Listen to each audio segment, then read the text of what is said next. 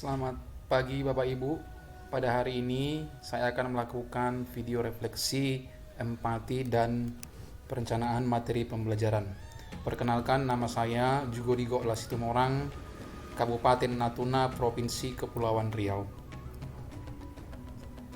Adapun tujuan video refleksi yang pertama adalah memahami empati dan perkembangannya. Yang kedua, memanfaatkan empati dalam pembelajaran. Serta yang ketiga adalah membiasakan diri dalam mengasah penerapan empati. Dalam hal ini Bapak Ibu, pertanyaan pertama, hal baru yang saya pelajari tentang empati dan perencanaan materi pembelajaran. Empati adalah kemampuan untuk memahami perasaan, pikiran, dan keinginan orang lain.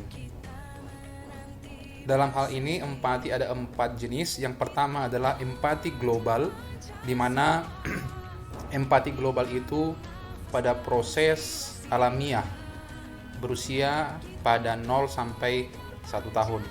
Yang kedua, empati egosentris, yaitu anak mulai biasa membedakan bahwa kesedihan itu bukan miliknya. Kesusahan yang sedang menimpa orang lain bukan kesusahannya sendiri. Yang ketiga, empati kognitif.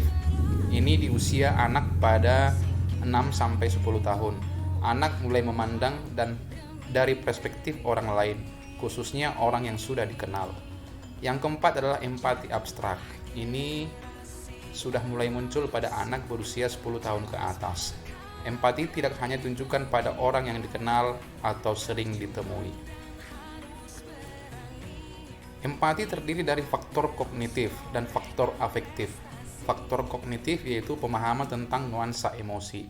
Dalam hal ini, anak-anak atau manusia sudah tahu apa itu marah, sedih, bahagia, dan lain-lain. Faktor kognitif ini sering dipahami dahulu sebagai seseorang yang berempati. Kemudian faktor afektif adalah saat seseorang melihat kejadian di luar dirinya dan dia dapat memahami apa yang dirasakan oleh orang lain yang mengalami kejadian tersebut. Manfaat empati dalam pembelajaran. Yang pertama adalah dapat mengerti perasaan, pikiran, dan keinginan orang lain termasuk siswa. Yang kedua, bisa memandang suatu keadaan dari sudut pandang orang lain. Yang ketiga, bisa menerima orang lain dengan apa adanya, menyadari kalau adanya perbedaan.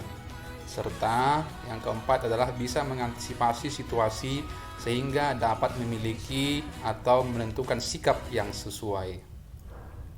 Pertanyaan kedua, bagaimana lembar aksi 1 membantu saya melatih empati? Dalam lembar aksi 1 terdapat praktek mendengar dan dengan empati atau mendengar aktif. Dalam hal ini ada perwujudan atau bentuk berupa kontak mata, respon yang sesuai, menghindari gangguan, mengajukan pertanyaan, parafrase, tidak memotong pembicaraan, serta transisi peran.